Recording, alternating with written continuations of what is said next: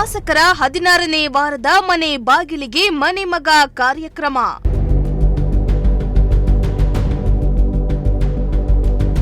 ಐದು ಮತ್ತು 8ನೇ ವಾರ್ಡ್ನಲ್ಲಿ ಸುರೇಶ್ ಬಾಬು ಜನರೊಂದಿಗೆ ಸಂವಾದ.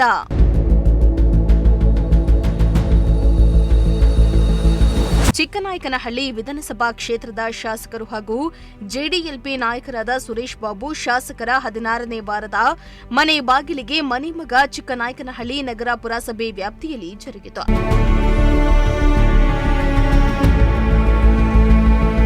ಈ ಕಾರ್ಯಕ್ರಮದ ಅಂಗವಾಗಿ ವಾರ್ಡ್ ಸಂಖ್ಯೆ 5ರಿಂದ 8ರವರೆಗೆ ಶಾಸಕರು ನಾಗರಿಕರೊಂದಿಗೆ ನೇರವಾಗಿ ಸಂವಾದವನ್ನ ನಡೆಸಿದ್ರು.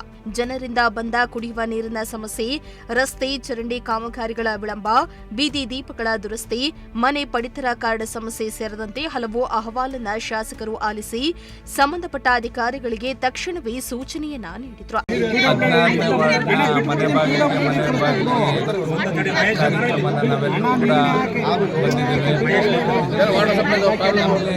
ಜನಗಳು ನೇರವಾಗಿ ಹೇಳೋಂಥ ಸ್ವಾತಂತ್ರ್ಯ ಸಿಕ್ಕಿದೆಯಲ್ಲ, ಅದು ನಮಗೆ ಮುಖ್ಯ ಬೇಕಾಗಿರ್ತಕ್ಕಂಥದ್ದು. ಜನಗಳು ಅವ್ರ ಸಮಸ್ಯೆನ ನೇರವಾಗಿ ಅಧಿಕಾರಿಗಳ ಹತ್ರ, ಜನಪ್ರತಿನಿಧಿಗಳ ಹತ್ರ ವ್ಯಕ್ತಪಡಿಸಿ ಅದನ್ನು ಬಗೆಹರಿಸ್ಕೊಳ್ಳೋದಿದೆಯಲ್ಲ, ಅದೇ ಇದರ ಒಂದು ಧ್ಯೇಯೋದ್ದೇಶ, ಮುಖ್ಯ ಉದ್ದೇಶ ಅಂತ ನಾನು ಹೇಳಲಿಕ್ಕೆ ಬಯಸ್ತೇನೆ.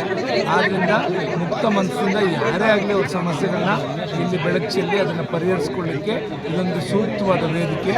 ಇದನ್ನು ಸದ್ಬಳಕೆ ಮಾಡಿಕೊಂಡು ನಿಮ್ಮ ಸಮಸ್ಯೆಗಳನ್ನ ಹೋಗಲಾಡಿಸ್ತಕ್ಕಂಥ ಕೆಲಸವನ್ನು ಮಾಡಿಸ್ಕೊಳ್ಳಿ ಅಂತಕ್ಕಂಥದ್ದನ್ನ ಸಾರ್ವಜನಿಕರಿಗೆ ವಿನಂತಿ ಮಾಡ್ಕೊತೇನೆ.